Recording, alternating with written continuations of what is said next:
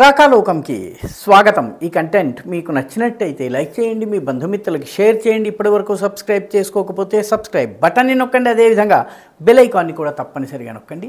జై హింద్ మిత్రులారా. పాకిస్తాన్ మళ్ళీ భారతదేశం మీద దాడి చేసేందుకు సంసిద్ధమవుతోందా, తన సైన్యాల్ని మోహరిస్తోందా? ఈసారి కేవలము వైమానిక దాడులు మాత్రమే కాదు, వైమానిక దాడులతో పాటు భూతలం నుంచి తన యొక్క ల్యాండ్ ఆర్మీని కూడా ఉపయోగించేటటువంటి ప్రయత్నం చేస్తుందా? ఈ సందేహం రావడానికి కారణం ఏంటంటే, మొట్టమొదట ఆపరేషన్ సింధూర్లో పాకిస్తాన్కి ఎంత నష్టం చేశామో, ఎన్ని విమానాల్ని కూల్చేశామో సవివరంగా మన ఎయిర్ ఫోర్స్ చీఫ్ చెప్పారు. ఆ తరువాత మన ఆర్మీ చీఫ్ మాట్లాడుతూ ఏ రకమైన దుస్సాహసానికి పాకిస్తాన్ పాల్పడ్డా దీటైన జవాబిస్తాము. ఈసారి గనక యుద్ధం చేస్తే హిస్టరీ మారుతుంది, దానితో పాటు జాగ్రఫీ కూడా మారుతుంది. అంటే ప్రపంచ పటంలోంచి పాకిస్తాన్ ఉండదు అన్నటువంటి వ్యాఖ్య చేశారు. ఒక ఆర్మీ చీఫ్ నుంచి చాలా సీరియస్ వ్యాఖ్య. ముఖ్యంగా భారతదేశపు ఆర్మీ చీఫ్లు ఈ రకమైనటువంటి వ్యాఖ్యలు చేయరు. ఈ ఇద్దరూ వ్యాఖ్యలు చేసిన తర్వాత రక్షణ మంత్రి రాజ్నాథ్ సింగ్ కూడా ఆపరేషన్ సింధూర్ని ప్రస్తావిస్తూ సర్క్రీక్ ప్రాంతంలో, గుజరాత్లో ఉన్నటువంటి సర్క్రీక్ ప్రాంతంలో పాకిస్తాన్ యొక్క యాక్టివిటీ పెరిగింది, పాకిస్తాన్ యొక్క రీఇన్ఫోర్స్మెంట్స్ పెరిగినాయి, అక్కడ మోహరింపులు పెరిగినాయి అన్నటువంటి మాట చెప్పారు. ఇదంతా జరుగుతుండగా ఈ ముగ్గురి స్టేట్మెంట్లు వచ్చిన కొద్ది రోజులకే పంజాబ్ ప్రాంతంలో, షకర్గఢ్ ప్రాంతంలో, తర్వాత మిగతా పఠాన్కోట్కి అటువైపు ఉన్నటువంటి ప్రాంతంలో ల్యాండ్ ఆర్మీ, పాకిస్తాన్ యొక్క ఆర్మీని మోహరిస్తున్నట్టుగా, వాటి కదలికలు పెరిగినట్టుగా, ఆ ఏరియాకి డిప్లాయ్మెంట్ పెరిగినట్టుగా వార్తలు వస్తున్నాయి. దీని అర్థం ఏంటి? దీని అర్థం ఏంటంటే, గతంలో జరిగినటువంటి పెహల్గాం దాడి తరువాత పాకిస్తాన్ పైన మనం ఎప్పుడైతే వాళ్ళ యొక్క ఉగ్రవాద స్థావరాలపైన దాడి చేశామో అప్పుడు పాకిస్తాన్కి చెందినటువంటి డ్రోన్స్, విమానాలు ఇవి మన పైన దాడి చేసే ప్రయత్నం చేశాయి. వాటిని మనం చాలా సమర్థవంతంగా తిప్పికొట్టాము. సో ఆపరేషన్ సింధూర్ కానీ, పెహల్గాం తరువాత జరిగిన సంఘటనల్లో కానీ గుర్తింపు పొందినది కేవలం పాకిస్తాన్ ఎయిర్ ఫోర్స్ మాత్రమే. పాకిస్తాన్ ఆర్మీ పెద్దగా రోల్ లేదు, ఎందుకంటే వాళ్ళు మోహరించారు, మనము మోహరించారు. పరిస్థితి దిగజారితే మన సైన్యము వెళ్ళడానికి సిద్ధంగా ఉంది. మే 10వ తారీఖు అంటే దాదాపు ఒక 96 గంటలు కూడా పాకిస్తాన్ యుద్ధం చేయలేక శరణు అంటూ మొత్తానికి సీజ్ ఫైర్ కోరుకున్నది, యుద్ధ విరామాన్ని కోరుకున్నది, ఆపరేషన్స్ని ఆపమని చెప్పి భారతదేశాన్ని వేడుకుంది. అయితే దాని తరువాత కూడా పాకిస్తాన్ ధోరణిలో మార్పు రాలేదు. దీనికి కారణం ఏంటి?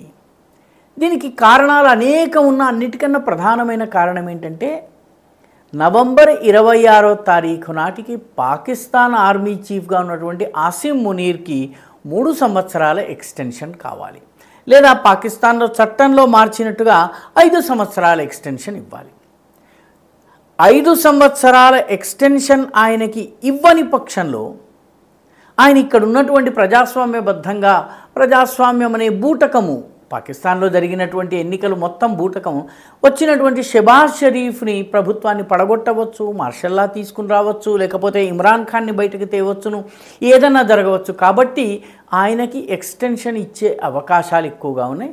ఎక్స్టెన్షన్ కనుక ఇస్తే ఆయన తరువాత జనరల్స్ కావలసినటువంటి వాళ్ళందరికీ కూడాను రిటైర్ అయిపోయే పరిస్థితి రావచ్చును. అంటే జనరల్ కాగలిగి ఉండి కూడా జనరల్ కాకుండానే రిటైర్ అయిపోయే పరిస్థితి రావచ్చును. కాబట్టి పాకిస్తానీ ఆర్మీ చీఫ్ యొక్క సెలెక్షన్ కానీ, ఎక్స్టెన్షన్ కానీ, ఈ రెండిటికి ఇండియా మీద జరిగే యాక్షన్కి చాలా ఏదో ఒక తెలియనటువంటి సంబంధం ఉంటుంది. రాహిల్ షరీఫ్కి ఎక్స్టెన్షన్ కావాల్సి వచ్చింది. ఆ సమయంలో ఆయన యూరీ సంఘటనకి పాల్పడ్డారు. పాకిస్తానీ ఉగ్రవాదులు వచ్చారు, యూరీ ప్రాంతంలో ఉన్నటువంటి మన సైనిక స్థావరం మీద దాడి చేసి లోపలికి చొరబడేటటువంటి ప్రయత్నం చేశారు. ఆ తర్వాత మనము సర్జికల్ స్ట్రైక్ చేయటం జరిగింది. మనం హాట్ పర్సూట్ చేసి పాకిస్తాన్ భూభాగంలోకి వెళ్ళి దాడి చేశాము. మొత్తం మీద రాహిల్ షరీఫ్కి మాత్రం ఆయన కోరుకున్న ఎక్స్టెన్షన్ రాలేదు. ఆయన ప్రస్తుతము గల్ఫ్ దేశాలకు కిరాయి సైనికుల ముఠా ఒకటి తయారు చేసి ఆ ముఠాకి నాయకుడిగా పనిచేస్తున్నాడు. ఆ తరువాత ఉన్నటువంటి కమర్ జావేద్ బాజ్వా కూడాను ఎక్స్టెన్షన్ కావలసిన టైం వచ్చేటప్పటికి పుల్వామా సంఘటన జరిగింది. 2019లో పుల్వామా సంఘటన జరిగింది. 44 మంది సిఆర్పిఎఫ్ జవాన్లు చనిపోయారు. దాని తరువాత ఆయనకి ఎక్స్టెన్షన్ వచ్చింది. ఎక్స్టెన్షన్ కోసమే పుల్వామా జరిగి ఉన్నట్టుగా అనిపిస్తుంది. ఎందుకంటే ఆ తరువాత భారతదేశం బాలాకోట్ స్ట్రైక్ చేసింది. బాలాకోట్ స్ట్రైక్లో పాకిస్తాన్కి చాలా భయంకరమైనటువంటి దెబ్బ తగిలింది. దానితోటి ఒక ఎక్స్టెన్షన్ తర్వాత కమర్ జావేద్ బాజ్వా వెళ్ళిపోయి ఆసిమ్ మునీర్ వచ్చారు. ఆసిమ్ మునీర్కి ఎక్స్టెన్షన్ కావాలి. నవంబర్ 26కి ఆయన పదవీ కాలం పూర్తవుతుంది. ఎక్స్టెన్షన్ కావాలి కాబట్టి ఆయన పహల్గాం సంఘటనకి పాల్పడ్డారు. ఆ తర్వాత ఆయన ఫీల్డ్ మార్షల్ చేశారు. పాకిస్తాన్ ఆర్మీ పాల్గొనలేదు యుద్ధంలో.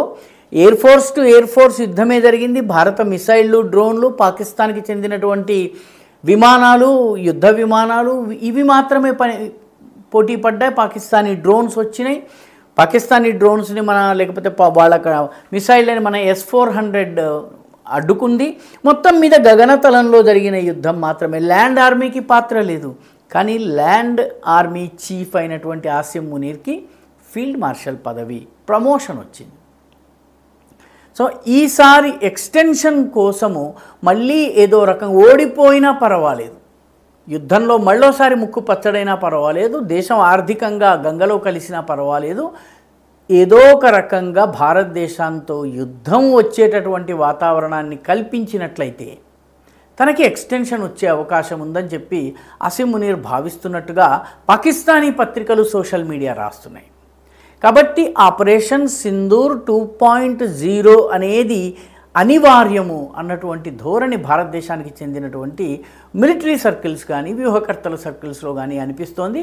అందుకనే మనం ఆపరేషన్ సింధూర్ని కేవలం హోల్డ్లోనే పెట్టాము తప్ప దాన్ని పూర్తిగా ఆపేయలేదని చెప్తున్నాం. కాబట్టి ఏ క్షణానైనా పాకిస్తాన్ దుస్సాహసానికి పాల్పడవచ్చు.